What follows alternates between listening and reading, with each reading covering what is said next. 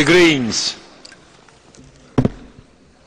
Chers collègues, j'avoue que j'aurais aimé que ce Parlement soit à la hauteur de la fierté des Tunisiens qui ont su abattre le dictateur Ben Ali.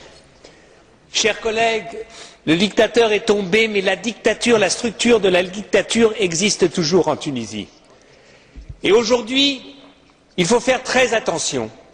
Des gouvernements européens, la majorité de ce Parlement ont pendant des années soutenu la structure de la dictature et le dictateur tunisien.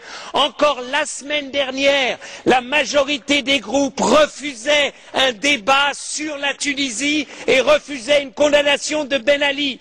Ce qu'a fait la ministre des Affaires étrangères française, la ministre des Affaires étrangères, n'est que le dernier exemple de la complicité de l'Occident. Et pourquoi?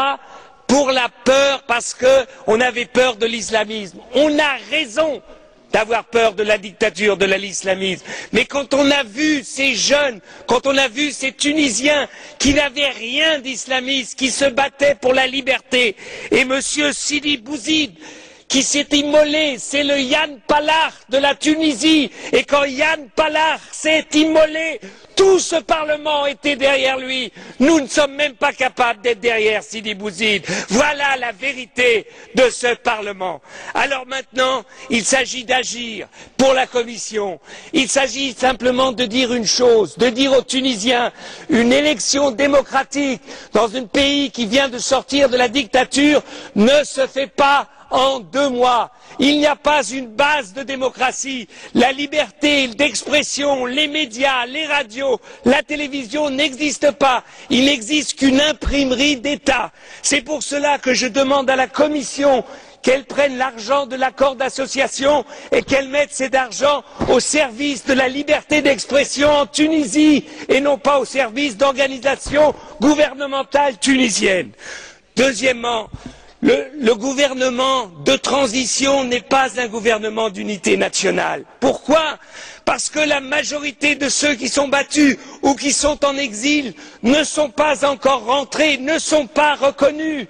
Donc il faudra du temps pour que des forces démocratiques, non pas des forces qui avaient été reconnues entre guillemets par Ben Ali, mais des forces réellement démocratiques puissent se développer.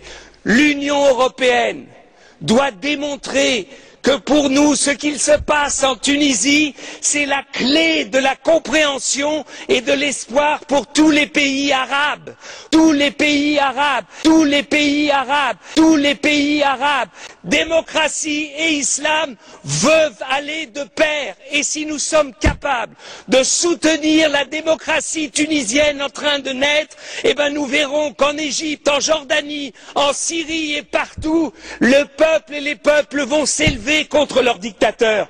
Nous avons une responsabilité, nous tous ici, parce qu'enfin, des Tunisiens, donc une partie du monde arabe, nous montre que l'espoir de liberté qu'on a vu en 89 dans les pays de l'Est, ce même espoir est aujourd'hui en train de naître dans un pays comme la Tunisie, demain en Algérie, après-demain en Égypte ou en Jordanie.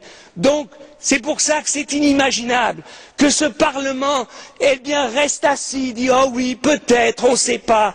On ne savait pas en 89 ce qu'allait devenir la Pologne.